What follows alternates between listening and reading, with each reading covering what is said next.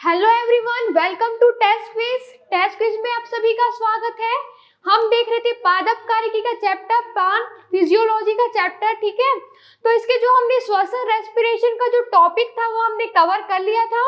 अब कुछ इसके जो इन दोनों के बीच कुछ डिफरेंसेस इस टॉपिक में जैसे कि ऑक्सीश्वसन अनऑक्सीश्वसन, मतलब कि जो एरोबिक रेस्पिरेशन एनारोबिक रेस्पिरेशन, इन दोनों के बीच डिफरेंसेस देखते हैं और साथ ही में देखेंगे श्वसन और दहन में अंतर, ठीक है। इन दोनों में अंतर, श्वसन और दहन में अंतर, मतलब कि रेस्पिरेशन और जो कंबशन है उन दोनों में डिफरेंसेस देखेंगे। साथ ही देखेंगे ऑक्सी श्वसन और अनऑक्सी श्वसन, इन दोनों में अंतर, मतलब कि एरोबिक रेस्पिरेशन अनारोबिक रेस्पिरेशन, इन दोनों में डिफरेंसेस। तो स्टार्ट करेंगे हम ऑक्सी श्वसन और अनऑक्सी श्वसन, इन दोनों में अंतर से, ठीक है। ऑक्सी श्वसन व अनऑक्सी श्वसन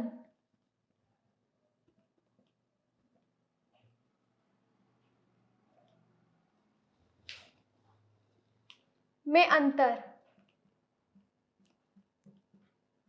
Differences between anaerobic and aerobic respiration, ऑक्सीश्वसन एवं अनऑक्सीश्वसन में अंतर। तो इस दोनों को हमने श्वसन रेस्पिरेशन टॉपिक के अंतर्गत इंक्लूड जो ये दोनों टॉपिक है वो हमने इस टॉपिक में पढ़ लिया है, श्वसन रेस्पिरेशन के टॉपिक में। तो ये दोनों क्या होता है वो हम अच्छे से समझते हैं। तो इन दोनों में हम डिफरेंसेस देख लेते हैं। तो बात करते हैं ऑक्सीश्वसन की। ऑक्सीश्वसन जिसमें ऑक्सी मतलब कि जो ऑक्सीजन की उपस्थिति में हो, मतलब कि ऑक्सीजन के प्रेजेंस में हो, वो होगा ऑक्सीश्वसन। तो ऑक्सीजन की उपस्थिति में होने वाला जो श्वसन होगा, रेस्पिरेशन होगा, वो होगा ऑक्सीश्वसन, ठीक है। अनऑक्सीश्वसन क्या होगा? ऑक्सीजन की अनुपस्थिति, तभी अनऑक्सी लिखा है। तो ऑक्सीजन के अब्सेंस में, मतलब कि अनुपस्थिति में जो श्वसन होता है वो होता है अनऑक्सी श्वसन। क्लियर है? ऑक्सीश्वसन जो होता है उसमें पूर्ण ऑक्सीकरण होता है। जो भोज्य पदार्थों का, खाद्य पदार्थों का पूर्ण ऑक्सीकरण होता है, क्योंकि ऑक्सीजन की उपस्थिति है, इसलिए ऑक्सीश्वसन में भोज्य पदार्थों का पूर्ण ऑक्सीकरण होता है। अनऑक्सी श्वसन की बात करें, अनऑक्सी श्वसन में भोज्य पदार्थों का आंशिक ऑक्सीकरण होता है, मतलब कि अपूर्ण ऑक्सीकरण होता है।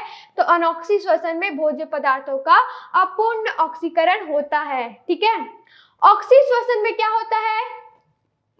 ऑक्सीश्वसन में एरोबिक रेस्पिरेशन में जब विघटन हो जाता है तब क्या होता है? अंतिम उत्पाद के रूप में कार्बन डाइऑक्साइड और जल के अणु प्राप्त होते हैं। मतलब कि अंतिम उत्पाद के रूप में ऑक्सीश्वसन में हमें कार्बन डाइऑक्साइड और जल प्राप्त होता है, जबकि अनऑक्सी श्वसन में हमें अंतिम उत्पाद के रूप में कार्बन डाइऑक्साइड और अल्कोहल या फिर लैक्टिक अम्ल, लैक्टिक एसिड जंतुओं में बनता है, वो हमें प्राप्त होता है। तो अनऑक्सी श्वसन में हमें प्राप्त हो रहा है कार्बन डाइऑक्साइड, अल्कोहल या फिर लैक्टिक अम्ल जो जंतुओं में बनता है, ठीक है। ऑक्सी श्वसन में जो ऊर्जा होती है वो अधिकतम ऊर्जा मुक्त होती है, जो होती है 673 के कैलोरी, ठीक है। कितना? 773 के कैलोरी ऊर्जा मिलती है। और अनऑक्सी श्वसन से 21 के कैलोरी, 21 के कैलोरी ऊर्जा हमें मिलती है। मतलब कि ज्यादा ऊर्जा हमें ऑक्सी श्वसन से मिल रही है, अनऑक्सी श्वसन में कम मिल रही है। जो ऑक्सी श्वसन होता है वो क्या होता है?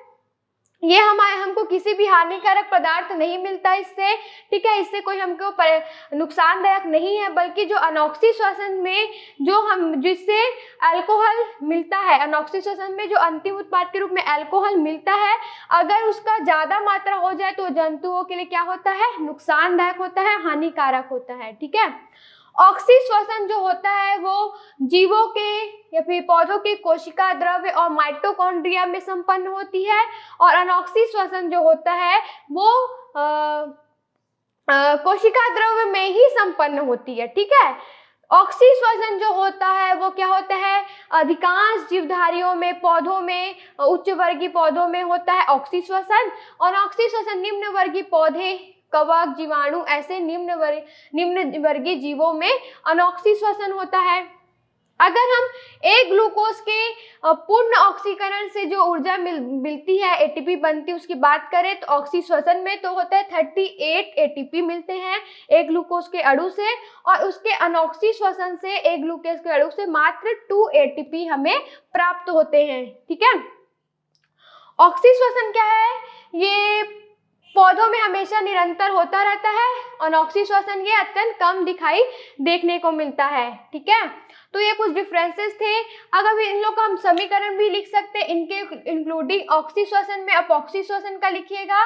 ठीक है, पहले मैं ऑक्सीश्वसन का लिख रही हूँ, C6H12O6, ये क्या हो गया, ग्लूकोज हो गया, हेक्सोस शर्करा हो गया, वो क्या होगा, ऑक्सीजन की उपस्थिति, मतलब कि ऑक्सीश्वसन का है ये समीकरण इक्वेशन, ऑक्सीजन की उपस्थिति में क्या होगा, ये कार्बन डाइऑक्साइड अंतिम उत्पाद के रूप में बनाएगा और क्या बनाएगा, जल, और कितना एटीपी निकालेगा, ये 673 के कैलोरी ऊर्जा रिलीज होगी। ठीक है, ये ऑक्सीश्वसन का हो गया। हम अनऑक्सीश्वसन का देखते हैं। ठीक है, अब इसमें ऑक्सीजन की अनुपस्थिति में तो ऑक्सीजन इसमें ऐड नहीं होगा, क्या बनेगा, अल्कोहल बनाएगा।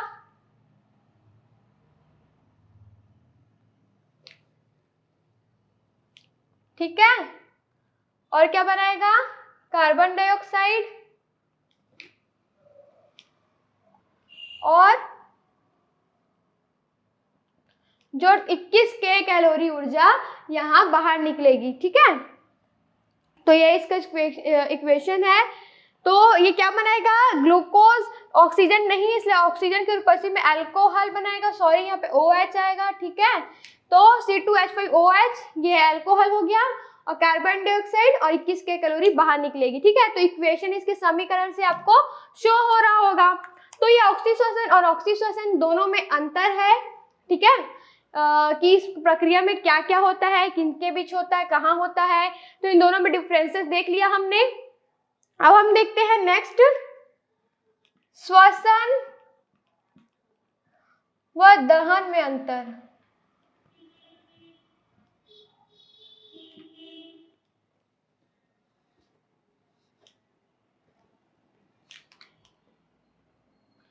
श्वसन और दहन में अंतर देखते हैं हम। तो श्वसन और दहन, रेस्पिरेशन और कंबशन में डिफरेंसेस देखते हैं।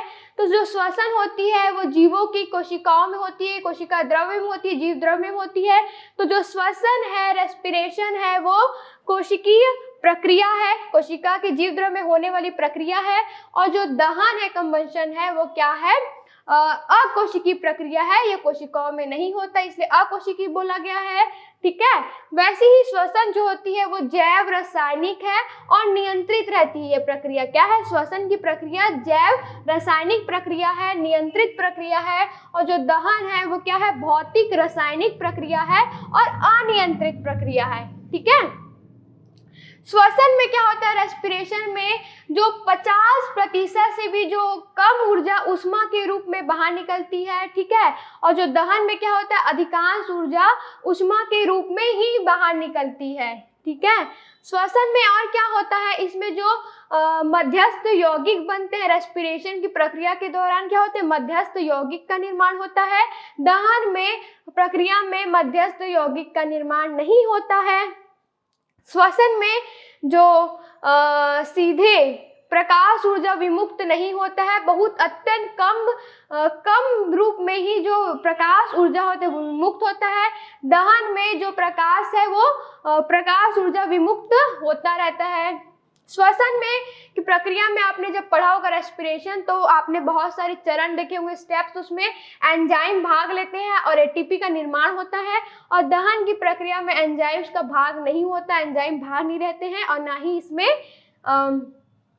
ही इसमें एटीपी का फॉर्मेशन होता है, एटीपी बनते हैं। ठीक है, तो प्लांट फिजियोलॉजी पादप कार्यकी का चैप्टर हमने स्टार्ट किया था, जिसमें हमने श्वसन रेस्पिरेशन का टॉपिक पढ़ा है, स्टडी किया है। तो श्वसन रेस्पिरेशन का टॉपिक इस चैप्टर में तो हमने खत्म कर लिया है। साथ ही हमने आज के क्लास में जो ऑक्सीश्वसन और ऑक्सीश्वसन है, इन दोनों में डिफरेंसेस देखा है। तो एक बार उसको हम क्या करते हैं, रिवाइज कर लेते हैं ताकि आपको क्लियर हो जाए। ऑक्सीश्वसन मतलब कि ऑक्सीजन की उपस्थिति में होने वाला श्वसन ऑक्सीश्वसन होता है। ऑक्सीजन की अनुपस्थिति में होने वाला श्वसन अनऑक्सीश्वसन होता है। ऑक्सीश्वसन में पूर्ण ऑक्सीकरण होता है, अनऑक्सीश्वसन में अपूर्ण ऑक्सीकरण होता है। ऑक्सीश्वसन में अंतिम उत्पाद के रूप में कार्बन डाइऑक्साइड और जल प्राप्त होता है। अनऑक्सीश्वसन में अंतिम उत्पाद के रूप में कार्बन डाइऑक्साइड और अल्कोहल और जंतुओं में लैक्टिक अम्ल प्राप्त होता है। ऑक्सीश्वसन की क्रिया कोशिका द्रव्य और माइटोकॉन्ड्रिया में होती है। अनऑक्सीश्वसन की क्रिया कोशिका द्रव्य में संपन्न होती है। ऑक्सीश्वसन अधिकांश जीवधारियों जीव जंतुओं में होने वाली प्रक्रिया है। अनऑक्सीश्वसन निम्नवर्गीय पौधों और निम्नवर्गीय जंतुओं में होने वाली प्रक्रिया है। ऑक्सीश्वसन से हमें कोई हानिकारक पदार्थ नहीं मिलता, ना ही नुकसानदायक है। अनऑक्सीश्वसन से हमें जो ज़्यादा अगर अल्कोहल जो अंतिम उत्पाद के रूप में मिलता है, अगर उसकी मात्रा ज़्यादा हो जाती तो जंतुओं के लिए हार्मफुल है, नुकसानदायक है, हानिकारक है। ऑक्सीश्वसन की प्रक्रिया में अधिकांश ऊर्जा प्राप्त होती है। 673 के कैलोरी ऊर्जा हमें प्राप्त होती है। अनऑक्सीश्वसन से हमें निम्न मतलब कम मात्रा में ऊर्जा 21 के कैलोरी प्राप्त होती है। ऑक्सीश्वसन अगर ग्लूकोज के एक अणु का ऑक्सीश्वसन होता है तो टोटल 38 एटीपी हमें प्राप्त होते हैं, और ग्लूकोज के एक अणु का अगर अनऑक्सीश्वसन होता है तो हमें 2 एटीपी प्राप्त होते हैं। ऑक्सीश्वसन पौधों में हमेशा होता रहता है और अनऑक्सीश्वसन अत्यंत कम रूप से दिखाई देता है। इन दोनों का समीकरण आप इन दोनों का अंतर लिखने के बाद इन दोनों को लिख सकते हैं।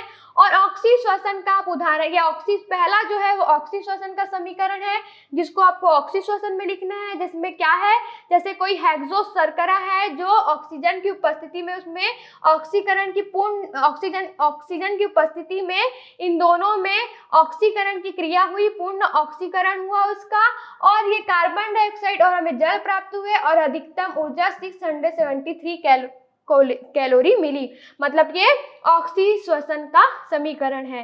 वैसे ही जो ग्लूकोज है, हेक्सो शर्करा है, उसका हम अनऑक्सीश्वसन मतलब अपूर्ण ऑक्सीकरण हुआ, उसके विघटन के पश्चात हमें अल्कोहल, एथिल अल्कोहल और कार्बन डाइऑक्साइड मिले, ठीक है, अंतिम उत्पाद के रूप में 21 कैलोरी कम ऊर्जा विमुक्त हुई। तो ये अनऑक्सीश्वसन का उदाहरण हो गया। इसके बाद अब ऑक्सीश्वसन किन जीवधारियों में होता है, तो उच्च वर्गीय जीवधारियों, पौधों, जंतुओं में होता है, उसका उदाहरण लिख लीजिएगा। अनऑक्सीश्वसन होता है निम्न वर्गीय पौधों, जीवों जैसे कि कवक, जीवाणु में अनऑक्सीश्वसन होता है। तो इन दोनों में क्या क्या अंतर है, पूरे समीकरण उसके उदाहरण के साथ ये पूरा कंप्लीट आंसर होगा। अगर आपको ऐसे क्वेश्चन आता है ऑक्सीश्वसन अनऑक्सीश्वसन में अंतर या फिर differences between anaerobic aerobic respiration, तो आपको ये पूरा कंप्लीट आंसर होना चाहिए, ठीक है। अब हम देखते हैं श्वसन व दहन में अंतर। दूसरा था हमारा श्वसन व दहन में अंतर, मतलब रेस्पिरेशन और कंबंशन में differences between respiration and combustion. तो जो श्वसन है, रेस्पिरेशन है, वो क्या होता है, श्वसन जीवों की कोशिका में होने वाली प्रक्रिया है, तो ये कोशिकीय प्रक्रिया है। तो क्या बोलेंगे, श्वसन कोशिका के जीव द्रव्य में होता है तो श्वसन कोशिकीय प्रक्रिया है। दहन नहीं होता है कोशिकाओं में, इसलिए दहन अकोशिकीय प्रक्रिया है। श्वसन कैसी प्रक्रिया है, श्वसन जैव रासायनिक प्रक्रिया है और एक नियंत्रित प्रक्रिया है, ठीक है। तो श्वसन क्या है, जैव रासायनिक और नियंत्रित प्रक्रिया है। दहन क्या है, भौतिक रासायनिक और अनियंत्रित प्रक्रिया है। दहन कैसी प्रक्रिया है, भौतिक रासायनिक और अनियंत्रित प्रक्रिया है। श्वसन में क्या होता है, 50% से भी जो कम ऊर्जा है उष्मा के रूप में बाहर निकलती है। श्वसन में, रेस्पिरेशन में 50% 50% से भी जो कम ऊर्जा उष्मा के रूप में बाहर निकलती है। और दहन में जो ऊर्जा है अधिकांश ऊष्मा के रूप में, अधिकांश ऊर्जा उष्मा के रूप में बाहर निकलती है दहन की प्रक्रिया में। श्वसन में जो प्रकाश ऊर्जा है वो विमुक्त बहुत ही कम होता है, बहुत कम रूप में प्रकाश ऊर्जा विमुक्त होती है, और दहन में प्रकाश ऊर्जा विमुक्त होती है, निरंतर प्रकाश ऊर्जा विमुक्त होती रहती है दहन की प्रक्रिया में। श्वसन का जो हमने रेस्पिरेशन को टॉपिक पढ़ा तो बहुत सारे इसके स्टेप्स, चरण देखे थे ऑक्सीकरण के, तो उसमें बहुत सारे एंजाइम भाग लेते हैं, ठीक है, बहुत सारे रसायन, मध्यस्थ रसायन यौगिक बनते हैं। तो श्वसन में क्या बोलेंगे, इसमें मध्यस्थ यौगिकों का निर्माण होता है, क्योंकि इसमें बहुत सारे पद है, बहुत सारे चरण हैं। तो श्वसन रेस्पिरेशन में मध्यस्थ यौगिक का निर्माण होता है, और दहन में ऐसी कोई प्रक्रिया नहीं होती, इसलिए इसमें मध्यस्थ यौगिक का निर्माण दहन की प्रक्रिया में नहीं होता है। श्वसन की प्रक्रिया में जो एंजाइम्स भाग लेते हैं, जिसके कारण जो क्रिया है, अभिक्रिया है, वो आगे बढ़ती है, क्योंकि एक जैव रासायनिक प्रक्रिया है, तो एंजाइम्स के भाग लेते हैं। तो श्वसन की प्रक्रिया में एंजाइम्स भाग लेते हैं और एटीपी का निर्माण होता है, ऊर्जा के रूप में एटीपी का निर्माण होता है, फॉर्मेशन होता है। दहन में कोई ऐसी प्रक्रिया नहीं होती, इसलिए एंजाइम्स भाग नहीं लेते हैं और एटीपी का फॉर्मेशन, एटीपी का निर्माण नहीं होता है। तो ये सब कुछ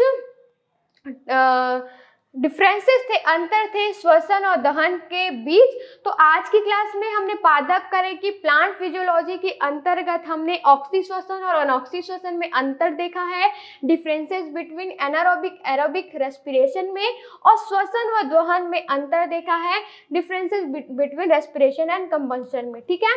तो अगर आपको ऐसे क्वेश्चंस आते हैं दोनों में अंतर में, तो जैसे ही मैंने आपको बताया है सेम टू सेम वैसे ही आपको पूरा कंप्लीट आंसर लिखना है, तभी आपको नंबर मिलेंगे अच्छे, ठीक है। होपफुली आपको समझ आया होगा और पूरे पॉइंट आपने नोट कर लिए होंगे, पूरे पॉइंट आपने समझ लिए होंगे कि कौन सी प्रक्रिया में, कौन से प्रोसेस में क्या क्या होता है और क्या क्या मिलता है, क्या क्या बनता है, कौन कौन से चीज भाग लेते हैं, ठीक है। तो आज की क्लास यहीं तक, मिलते हैं नेक्स्ट क्लास में नए टॉपिक के साथ। तब तक के लिए stay blessed, stay home, thank you.